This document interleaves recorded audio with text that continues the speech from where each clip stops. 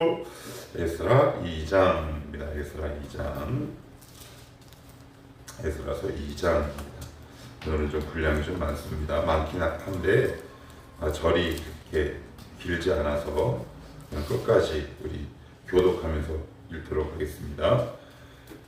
옛적에 바벨론 왕 무갓네살에게 사로잡혀 바벨론으로 갔던 자들의 자손들 중에서 노임을 받고 예루살렘과 유다 도로 돌아와 각기 각자의 성읍으로 돌아간 자 곧 스룹바벨과 예수아와 느헤미야와 스라야와 르엘야와 모르드게와 빌산과 미스발과 비그웨와 르문과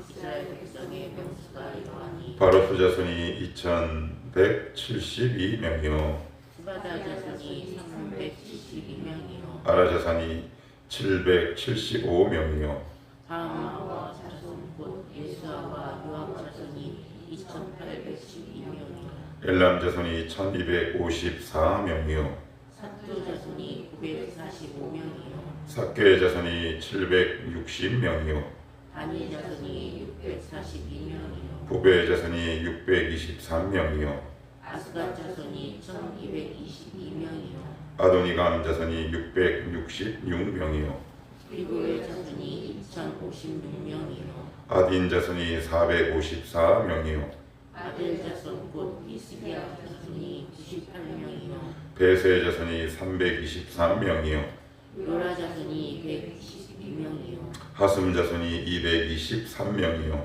이발 자손이 95명이요 베들레헴 사람이 123명이요 느도바 사람이 56명이요 아나돗 사람이 128명이요 아스마의 자손이 42명이요 기랴다림과 그비라와 구베로 자손이 743명이요 라마와 게바 자손이 621명이요 믹마스 사람이 122명이요 베델과 아이 사람이 223명이요 느보 자손이 52명이요 아피스 자손이 156명이요 다른 엘람 자손이 1254명이요 하림 자손이 320명이요 로드와 하딧과 오노 자손이 725명이요 여리고 자손이 345명이요 스나 자손이 3630명이었더라 제사장들은 예수아의 집 여다야 자손이 973명이요 임멜 자손이 1052명이요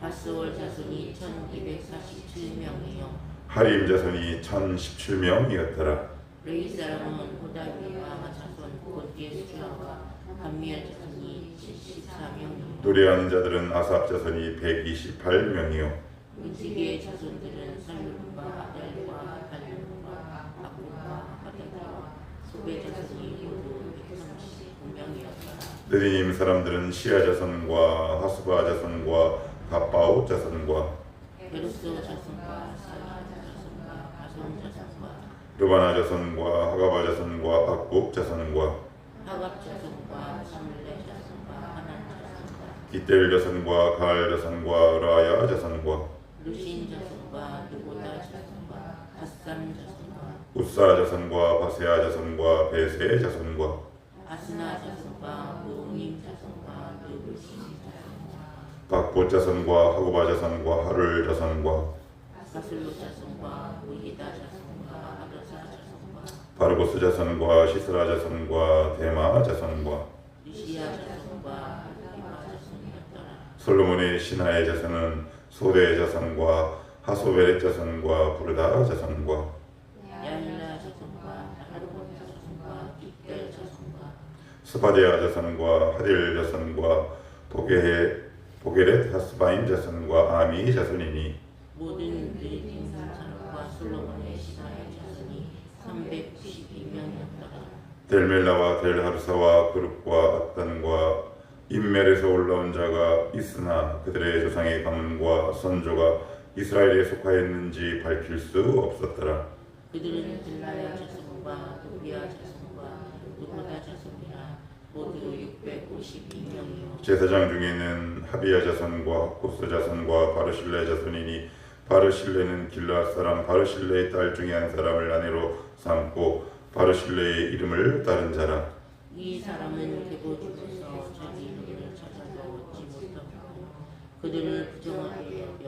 제사장의 직분을 행하지 못하게 하고 반백이 그들에게 명령하여 우림과 둠밈을 가진 제사장이 일어나기 전에는 지성문을 먹지 말라 하였느니라. 온 회중의 합계가 42,360명이요 그 외에 남종과 여종이 7,337명이요 노래하는 남녀가 200명이요 말은 736이요 노새가 245요 낙타가 435요 나귀가 6,720이었더라. 어떤 족장들이 예루살렘에 있는 여호와의 성전터에 이르러 하나님의 전을 그곳에 다시 건축하고 예물을 기쁘게 드리되 힘 잘하는 대로 공사하는 금고에 드리니 금이 6만 천다리기요 은이 5천만에요 제사장의 옷이 100벌이었더라. 이에 제사장들과 레위 사람들과 백성과 노래하는 자들과 문지기들과 느리니 사람들이 각자의 성읍에 살았고 이스라엘 무리도 각자의 성읍에 살았더라. 아멘. 오늘 이 에스라 2장은 어제도 제가 말씀드렸다시피 에스라는 포로, 귀환한 포로들의 이야기라고 그랬습니다. 근데 오늘 보면 되게 지루할 만큼 길게 누가 어떻게 귀환했는지 자세하게 적고 있습니다. 하나님의 감격이다 싶고요. 참 읽으면서도 멋있는 사람들이다 이런 생각이 참 많이 들었습니다. 먼저 우리 포로 귀환에 관한 간단한 개요를 하면 1차 귀환자가 몇 명이었냐? 요게 나와 있죠. 64절, 65절, 66절 합치면 숫자가 1차 포로 귀환이 49,897명입니다. 1차 포로 귀환이 49,897. 약 5만 명이 귀환을 이렇게 합니다. 어떠세요? 이 믿음의 장관이겠다 싶습니다. 뭐 먹을 게 있다. 돌아가면 뭐가 있다고. 그러나 그들은 바사를 떠납니다. 약 5만 명의 하나님의 그 남은 백성들이 성전 재건축을 위해 그 발걸음을 옮기지. 근데 1차는 언제였냐면 BC 537년. 그리고 2차가 언제였냐면 약 80년 후인 458년. 그런데 2차 귀환 때는 1775명밖에 안 돼요. 그리고 또 지나서 약 20년 후에 BC 444년에는 기록이 없어요. 뭔가 느끼시는 바가 있으세요? 1차 때 가장 많고요. 2차 때가 약 1800명대, 3차 때는 기록이 없어요. 오래 머물러 있을수록, 바사에 오래 머물러 있을수록, 옛 바벨론 제국에 오래 머물러 있을수록 그들은 오기가 싫었던 겁니다. 하나님이 우리에게 말씀하실 때 그때가 기회고 그때가 정말 그 자리를 떠날 가장 적절한 타이밍이다. 하나님이 말씀하실 때, 우리의 양심에 찔림을 주실 때, 믿음의 대오를 이뤄서 수많은 사람들이 그 길을 걸어갈 때, 그 길을 함께 나서는 자가 신앙으로 돌아올 수 있는 가장 적절한 순간이다. 하나님이 말씀하실 때가 가장 아름다운 타이밍입니다. 그러니 하나님이 말씀하실 때 그 자리를 벗어나셔야 합니다. 뒤에 이름이 없다라는 얘기는 이 남아있는 사람들은 그 누구도 기억하지 못하는 역사의 저 뒤쪽으로 사라져 버렸다는 반증 아니겠습니까? 그에 반해 4987 그 자손들을 굉장히 세세하게 기록하고 있어요. 이게 무슨 의미인가요? 하나님이 기억하시고 있다는 얘기죠.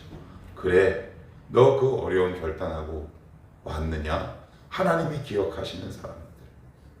또한 하나님이 부르실 때, 은혜 받을 때, 내 안에 감동이 여전히 남아있을 때 더 이상 주저하지 않고 믿음의 결단을 하며 그 제2의 출애굽, 즉 옛 바벨론 제국이요 현 페르시아 제국을 떠날 수 있는 사람들. 하나님이 우리에게 날마다 순간 또한 매일 여러 차례 말씀하시지요. 너 그 자리 떠나라. 너 그 자리 떠나라. 너 죄악의 자리 떠나라. 그런데 우리는 여러 이유로 핑계와 이유를 대고 그 자리를 고수합니다. 그러나 오늘 성경은 우리에게 이렇게 증거하죠. 내가 너에게 음성 들려줄 때가 가장 적절한 때다. 이제 그 자리를 벗어나라. 나를 찾아와라. 이렇게 말씀하고 있다는 사실입니다. 자, 그러면 어떤 사람들이 떠났는지 우리 한번 살펴보시면 가장 많이 떠난 사람, 돌아온 사람이 누구냐면 제사장이에요. 제사장 4289명입니다. 여기 쭉 보시면 34절, 36절부터 이렇게 쭉 보시면 다 합치면 4289명, 거의 10분의 1이지요. 그들은 왜 이렇게 앞장서고 많이 떠났을까요? 그들은 뭐 했던 사람이에요? 성전에서 가장 가까이서 하나님을 섬겼던 사람이에요. 가장 고생을 많이 했던 사람이에요. 가장 헌신했던 사람이에요. 결국 그 사람이 가장 결정적일 때 주님께 돌아옵니다. 그래서 만약 내가 지금 교회에서 하나님께 돌아가신 일이 너무 고되다. 근데 여러분 그거 아세요? 그게 내가 다시 돌아올 수 있는 믿음의 동력이 될 수 있다는 사실. 지금은 내 눈에 보이고 이거 언제까지 해야 돼? 답답할 수 있죠. 근데 여러분 오늘 성경은 무엇을 증거하고 있습니까? 1차 포로 귀환 자의 거의 10분의 1에 해당되는 4,300명에 가까운 제사장들이 돌아오는 귀환 자의 맨 앞에 서서 그들과 함께 이스라엘 백성들을 이끌고 돌아온다는 사실입니다. 뭐 했다고요? 성전에서. 뭐 했다고요? 헌신했습니다. 지금 내가 섬기고 있는 자리, 내가 지금 머물고 있는 그 자리가 지루하고 때로는 힘들고 괴롭게 느껴질지라도 여러분 그 자리와 그 시간을 우리가 소중히 여길 줄 알아야 하는 이유가 바로 여기 때문에 그렇습니다. 그래야 돌아옵니다. 그래야 하나님을 떠나지 않습니다. 그것이 나중에 나의 믿음을 지키는 원동력이 될 수 있어요. 우리 조금만 더 한 번 더 봅시다. 우리 2절은 같이 한번 읽어볼게요. 2절입니다. 자, 시작. 곧 스룹바벨과 예수아와 느헤미야와 스라야와 르엘야와 모르드게와 빌산과 이스발과 비거에와 르움과 바나 등과 함께 나온 이스라엘 백성의 명수가 이러하니. 그러면서 이 사람들을 대표 인도자, 지도자의 이름을 앞에 이렇게 탁 둡니다. 그런데 지도자의 첫 번째 이름이 누구냐면 스룹바벨. 이 사람이 제2성전을 지은 사람입니다. 근데 스룹바벨이 누구냐면 왕족입니다. 왕족. 제가 이 서두에 말씀을 드렸습니다. 고레스는 탄압정책이다, 유화정책이다, 유화정책이에요. 그 말인즉슨 왕족으로 끌고 왔을 때에도 거기에 준하는 대우를 스룹바벨에게 해줬다는 얘기입니다. 그렇다면 스룹바벨은 돌아가야 할 이유보다 그 페르시아에 살아야 할 명분과 이유가 더 확실한 사람이에요. 돌아가면 포기할 것들이 너무 많아요. 수많은 것들을 다 포기해요. 안락한 생활, 풍족한 먹거리, 왕족으로서의 호의, 명예, 권력, 영예, 이 모든 것들을 다 내려놔야 돼요. 그런데 제1순위로 그 이름이 기록되어 있습니다. 왜요? 저는 어제 말씀을 이렇게 준비하고 묵상하다가 이런 생각이 문득 드는 거예요. 여기에 기록된 순서는 포기한 순서겠구나. 하나님 나라에는 어떤 사람이 1등일까? 1등이라는 표현 취소할게요. 하나님이 어떤 사람을 귀하게 보실까? 이 땅에서 포기한 것이 많은 사람. 예수 때문에, 하나님 나라 때문에 포기한 것들이 많은 사람. 이 사람이 진짜 하나님 보시기에 귀한 사람이 아닐까. 그래서 빌립보서 2장 5절에서 7절은 이렇게 바울이 증거하잖아요. 그는 근본 하나님과 본체시나 하나님과 동등됨을 취할 것으로 여기지 아니하시고 오히려 자기를 비워 종의 형체를 가져 사람들과 같이 되셨고, 무슨 말일까요? 이 땅, 하늘에서 이 땅으로 내려오기까지 주님이 포기하신 것이 너무 많았다. 그러니까 예수 믿는 건요, 뭐냐 하면 이 땅에서 포기할 것들이 계속 많아지는 거예요. 어제도 제가 말씀을 준비하다가 제가 참 신뢰하고 존경하는 그 박 목사님 설교, 박영선 목사님 설교를 잠깐 한번 이렇게 들었는데 거기 그런 말씀을 하십니다. 우리가 기도하는 기도의 핵심은 하나님 없이 잘 살게 해달라고, 떠나지는 않겠다고, 그렇지만 매일매일 찾아와 궁상 떨지 않고 살기만 해달라고 하는 것이 우리의 기도의 핵심이래요. 맞지요? 맞습니다. 하나님 매일 찾는 거 얼마나 귀찮아요. 그냥 필요할 때만 찾을 수 있도록 우리 그렇게만 먹게 해주세요. 단 떠나지는 않을게요. 참 맞다 싶습니다. 그런데 하나님은 우리를 끊임없이 뭔가를 포기하게 하십니다. 왜요? 우리는 이 땅의 삶이 끝이 아니거든요. 우리는 에스라서에 나오는 이스라엘 백성은 바사에서 유다로 돌아왔지만 우리는 하늘로 돌아가야 할 제2의 포로들이란 말씀이기 때문에 그렇습니다.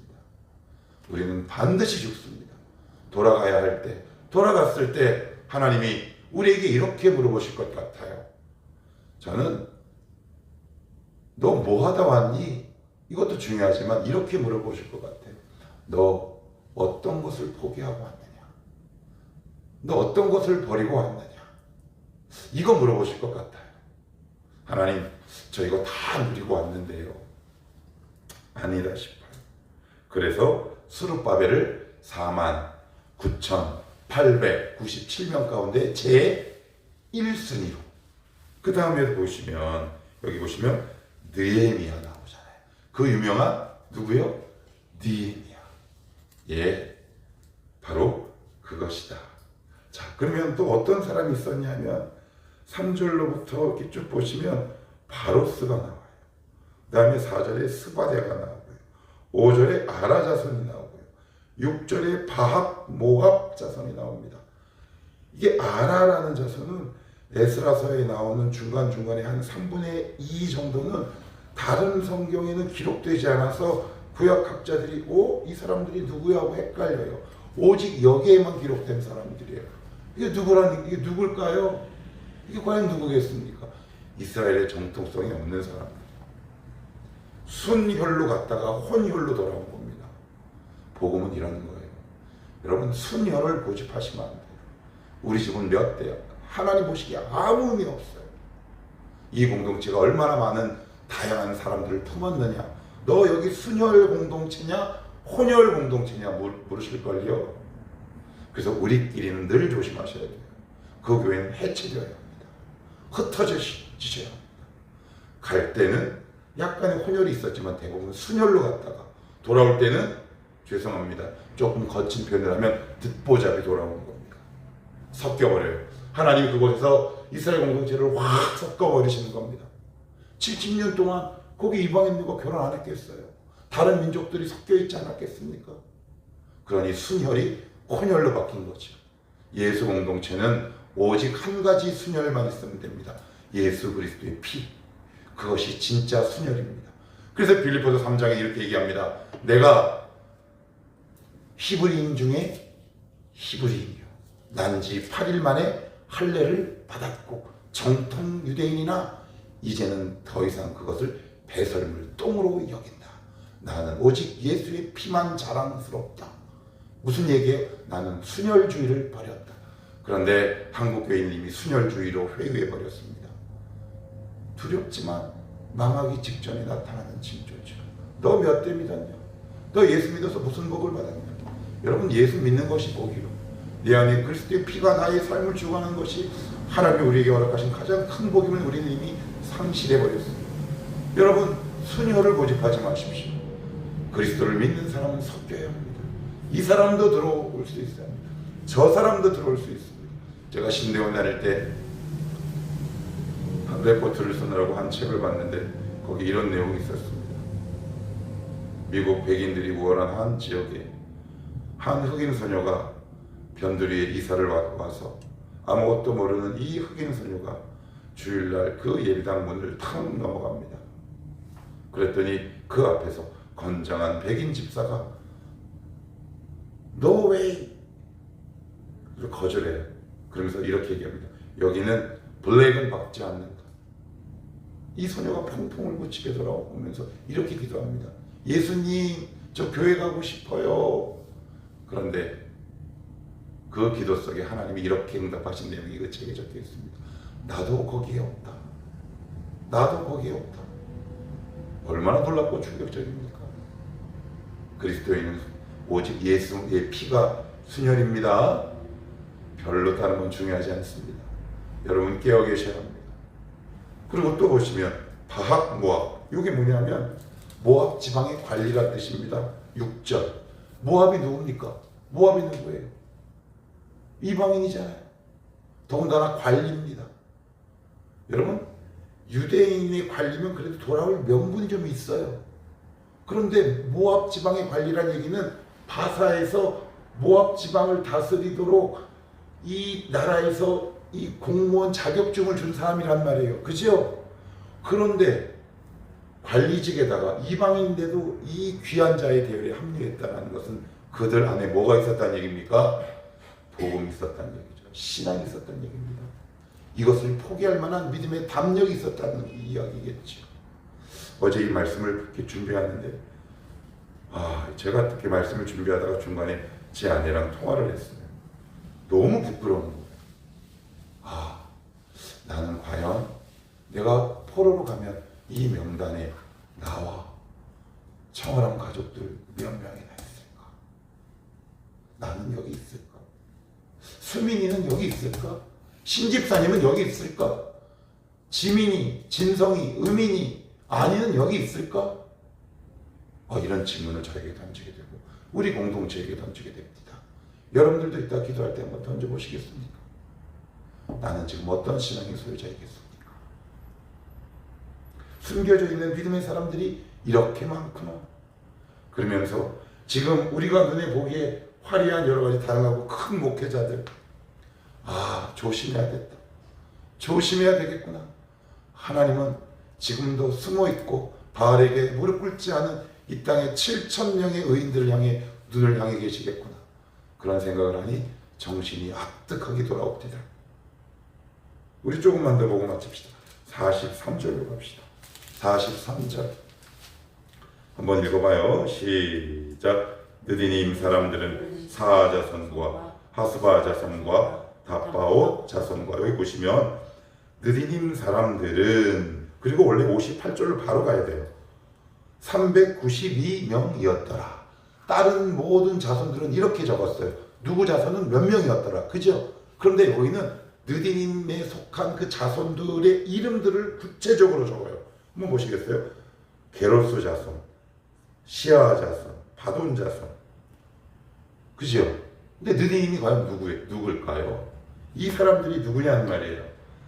기억력이 좋으신 분들은 기억하실지 모르겠지만 저도 어저께 준비하다가 이거 어디서 봤는데 이렇게 헷갈려요. 그래서 겨우 찾았어요. 여호수아서 9장으로 갑시다. 여호수아 9장에 처음 등장합니다.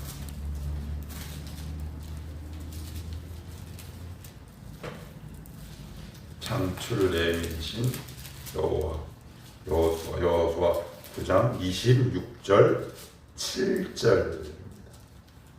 26. 그리고 여러분 성경 찾아보시면 9장 소제목이 뭐라고 써있나요? 기브온 주민들이 여호수아를 속이라.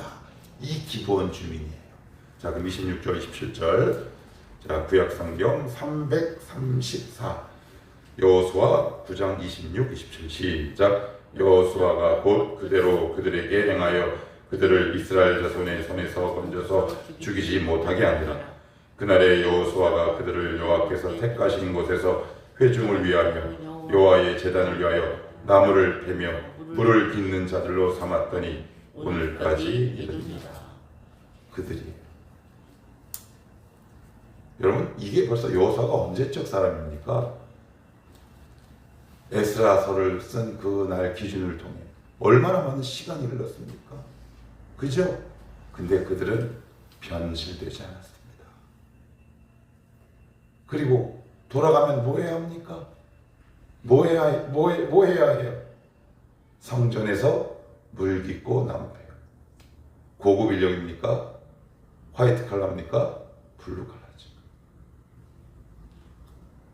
어제 말씀을 이렇게 묵상하는데 이들은 육체적인 고됨보다 주님이 주시는 더 큰 기쁨을 맛본 사람들이겠구나. 그죠? 은혜의 깊이를 맛본 사람들이겠구나.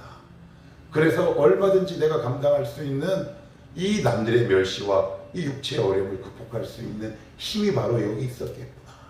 그 하나님을 이 느리님 사람들을 너무 귀하게 보셔서 그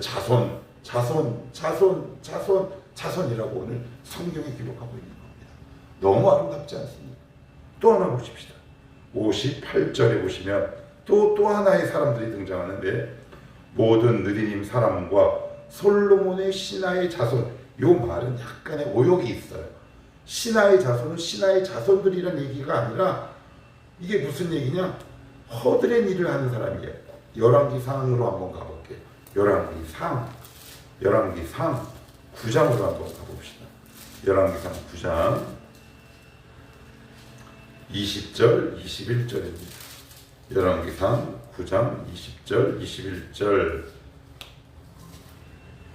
529페이지 열왕기상 9장 20절 21절입니다. 자, 시작. 이스라엘 자손이 아닌 아모리 사람과 그 사람과 브리스 사람과 히위 사람과 여보스 사람 중 남아있는 모든 사람 곧 이스라엘 자손이 다 멸하지 못함으로 그 땅에 남아있는 그들의 자손을 솔로몬이 노예로 역군을 삼아 오늘까지 이르렀으되. 이 사람들 얘기해요.